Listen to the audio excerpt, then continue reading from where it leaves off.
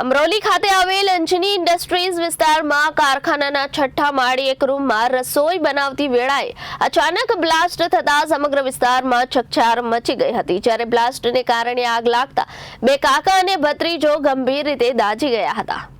સુરતના અમરોલી ખાતે આવેલ અંજની ઇન્ડસ્ટ્રીઝ વિસ્તારમાં એક જ રૂમમાં રહેતા બે કાકા અને ભત્રીજો ગત રાત્રે રૂમની અંદર સાથે બેઠા હતા અને રસોઈ બનાવવાની તૈયારી કરી રહ્યા હતા। ત્યારે અચાનક બ્લાસ્ટ થતા સમગ્ર વિસ્તારમાં ચકચાર મચી ગઈ હતી। જ્યારે બ્લાસ્ટને કારણે આગ લાગતા બે કાકા અને ભત્રીજો ગંભીર રીતે દાઝી ગયા હતા। ઘટનાને પગલે સ્થળ ઉપર હાજર લોકોમાં નાસભાગ અને ભયનો માહોલ જોવા મળ્યો હતો।